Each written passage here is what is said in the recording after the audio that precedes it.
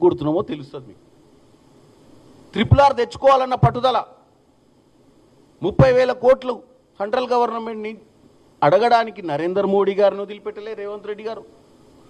గడ్కరీ గారిని ఒక 10-20 సార్లు కలిసి ఉంటాడు. మరి మీ నాయన ఏ రోజన్నా ఢిల్లీకి పోయి తప్పదే ప్రజల్ని మనం నమ్మి గెలిపించినప్పుడు అవసరమైతే మోకరిల్లాల్సి వస్తుంది. సిగ్గులే కూడా చెప్తున్నా. బడే బాయ్ అని మాట్లాడిన రేవంత్ రెడ్డి ఎందుకు మాట్లాడి, ఎవరి కోసం మాట్లాడిండు? ఓట్లేసి గెలిపించిన ప్రజలను ఎట్టి పరిస్థితుల వాళ్ళకి ఇచ్చిన మాట నెరబెట్టాలని చెప్పి ఇవాళ మీ లెక్క ఏమంటారు నిజాం నవాబుల్ లెక్క బిహేవ్ చేసి మాదొక డిఫరెంట్ కంట్రీ అన్నట్టు బిహేవ్ చేయలే. మేము ఆయన దగ్గర పోయి అడిగేదేంది, వీని దగ్గర పోయేదేంది? రా మన రాష్ట్రము ఈయనే దండుకుందాం, ఈయనే తిందామన్న ఆలోచనలు తప్ప ఏ రోజు కూడా మీరు ఢిల్లీకి పోయి ఇక్కడున్న ప్రజా సమస్యలు, ఇక్కడున్న ఇన్ఫ్రాస్ట్రక్చర్ గురించి, ఇక్కడున్న ఇరిగేషన్ ప్రాజెక్టుల గురించి, ఇక్కడున్నటువంటి వ్యవస్థల గురించి నువ్వు మాట్లాడిన దాఖలాలే లేవు. ఈరోజు ఫ్యూచర్ సిటీ గురించి చెప్తున్నావు. నిన్న 14,000 ఎకరాలు మేము ఆ రోజు జమ చేసినాం ఫార్మా సిటీ కట్టడానికి. నువ్వు ఏం చేసినావు? కాలుష్యానికి గురి చేయనికే ప్రయత్నం చేసినావు అక్కడ ప్రజల్ని. రేవంత్ రెడ్డి గారు ఏం చేశారు? కాలుష్యం లేని ఒక ఫ్యూచర్ సిటీని భవిష్యత్ తరాల కోసం కట్టాలన్న ఒక మంచి ఆలోచనతోటి ఒక సిటీనే బిల్డప్ చేస్తుండే.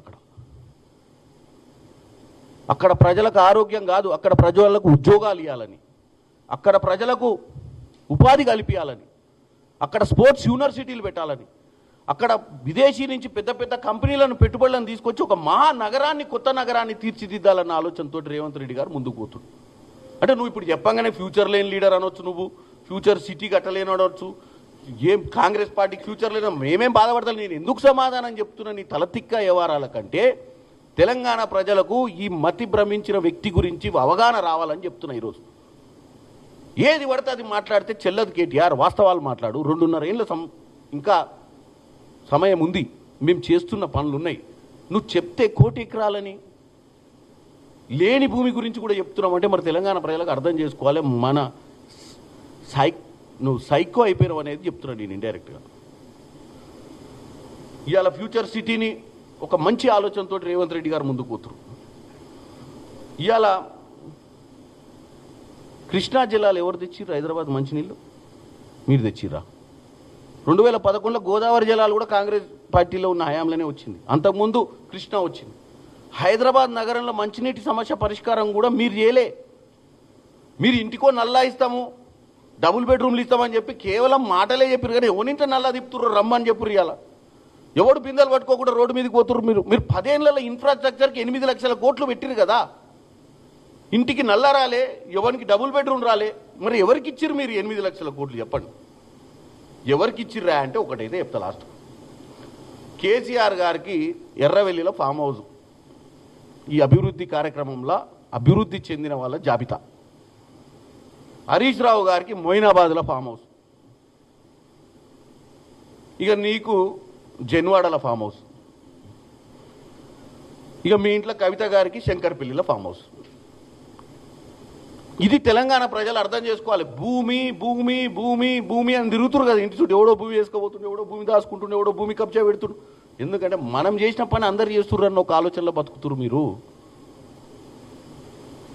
నీళ్లు నిధులు నియామకాల నినాదం తెలంగాణ ప్రజలకు ముళ్ళు గుచ్చుకుంటే పంటితోటి తీసే కేసీఆర్ ఎవడికి ఫామ్ హౌజులు రాలే. తెలంగాణ ప్రజలకు ఉన్న ఇల్లులు అమ్ముకుర్రు పిల్లల చదువుల కోసం. గ్రూప్ 1, గ్రూప్ 2, గ్రూప్ 3 పరీక్షలు పెట్టలే. నెలకు సంవత్సరానికి ఇస్తాన 2 లక్షల ఉద్యోగాలు ఇయ్యలే. దళితునికి 3 ఎకరాలు ఇయ్యలే. పిల్లల చదువుల కోసం అప్పుల పాలైన తల్లిదండ్రులు వేలలుగా లక్షలలో తెలంగాణలో.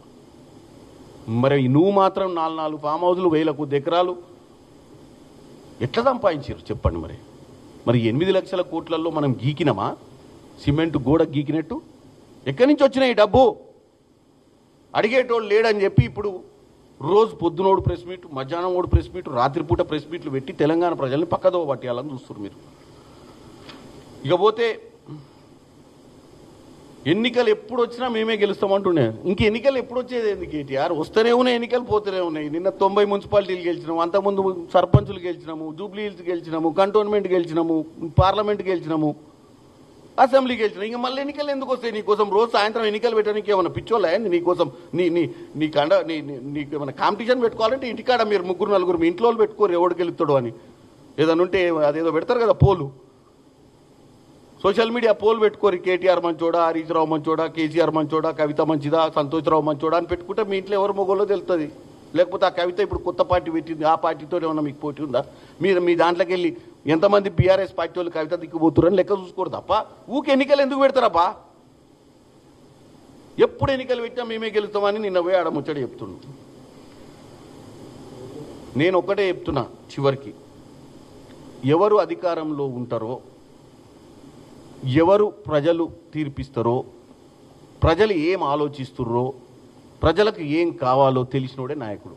అది రేవంత్ రెడ్డి గారైనా, కేసీఆర్ అయినా, అంతకుముందు ఉన్నటువంటి ఇందిరాగాంధీ అయినా, రాజీవ్ గాంధీ అయినా, మన్మోహన్ సింగ్ అయినా, పివి నరసింహారావు అయినా, నేను ఇక పేర్లు చెప్పను, ఏ నాయకుడికైనా ప్రజల నాడి ప్రజలకు మంచి చేయాలన్న ఆలోచన ఉన్న వాళ్ళే సర్వైవ్ అవుతారు. ఇది మాకు తెలుసు. మీకు తెలియకనే మీరు దెబ్బతిన్నారు. మాకు తెలుసు కాబట్టి మేము ప్రజల కోసం ఇవన్నీ చేయాలనుకుంటున్నాం, ఇచ్చిన మాటను నెరవేర్చాలనుకుంటున్నాం. రోజు పోయి ఎక్కడ పడితే అక్కడ ప్రెస్ మీట్లు పెట్టి చిల్లర బల్లర మాటలు మాట్లాడినంత మాత్రాన ఏమీ అరగదు తరగదు. నేను ఒక్కటే చెప్తున్నా, కేటీఆర్ గారు నిన్న మీరు పోయి ఇబ్రాహీంపట్నంలో ఏదో మాట్లాడి వచ్చినట్టుర్రు. అక్కడ ఇబ్రాహీంపట్నంలో మీ పక్కన బంటియో బబ్లీ గురించి ఏదో చెప్పినట్టుర్రు, వాళ్ళ నాయన గురించి ఏదో చెప్పినట్టుర్రు. ఏం మంచిరెడ్డి కిషన్ రెడ్డో, ముంచిరెడ్డి కిషన్ రెడ్డో. గతంలో మరి ఆయనతోటి మీరు, ఎందుకంటే అది కూడా ప్రైమ్ ప్రాపర్టీలో ఉన్న ఏరియా కాబట్టి మరి మీరేమేమేమి లావాదేవీలు చేసిర్రో. అంతకుముందు కూడా ఆయన మహానుభావుడు ఇదే మల్రెడ్డి రంగారెడ్డి గారి మీద 2018లో 300 ఓట్లతో గెలిచిండు. 200 300 ఓట్లు గెలిపించిర్రు.